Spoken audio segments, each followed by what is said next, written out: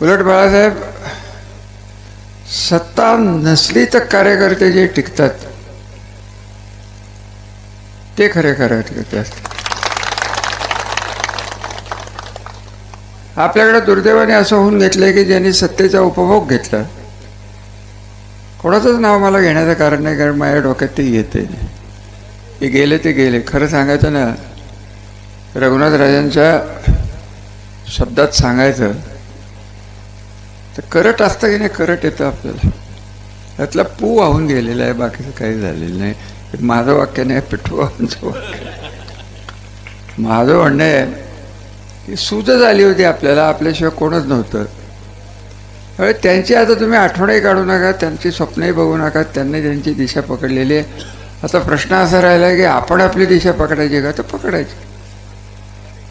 1991ला मी माझ्या आयुष्यातलं पहिलं भाषण गजानन चौकात केलेलं होतं, आणि तेव्हाच मी तिचा शब्द दिलेला होता की आम्ही राजकारणात नव्हतो. मी स्वतः तर फारसा नव्हतोच. संजीव राजे तर फार लहान होते 1991ला. तुमच्या सगळ्यांचा कोणाचा जन्मही नसेल. त्यावेळी त्यानं सांगितलं होतं की आम्हाला फलटण तालुक्यातलं गेले 25-30 वर्षाचं राजकारण पटत नव्हतं. बाहेर राहून का होईना मी बघत होतो.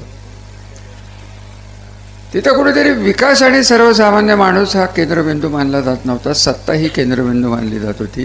आणि सत्ता आपल्याला कशी मिळेल यासाठी हे सगळं कार्यकर्त्यांच्यात भांडणं, गावागावात भांडणं, मारामाऱ्या, भांडणं.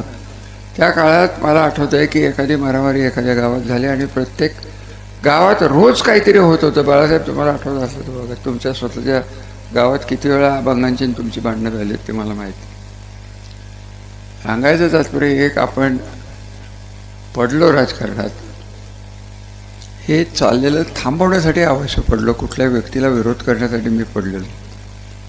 हे का झालं आणि कसं झालं हे बोलण्याचाही काही अर्थ लागला नाही. ती लोकं होती नव्हती, गेली, ती पिढी गेली, तुमच्यातली ती पिढी गेली.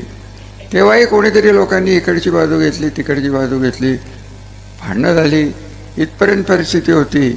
मला आठवतं आहे की या 2 गटात 3 गटात नातं विसरून लोक एकमेकाच्या भावकीच्या लग्नाला जात नव्हती. ही परिस्थिती त्या काळात.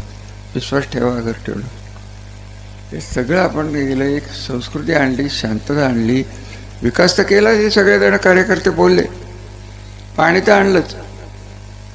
तर तो विषय असा आहे की आता माझ्यासमोर प्रश्न असा आहे की मी तर थकलो तर नाहीच आहे. पायाचं दुखणं आहे तर आहे. क्रिकेट खेळताना 20व्या वर्षी लागलेली दुखडी आज 77व्या वर्षी कुठेतरी त्रास देणारच आहे. परंतु डोकं चालतंय त्याला काय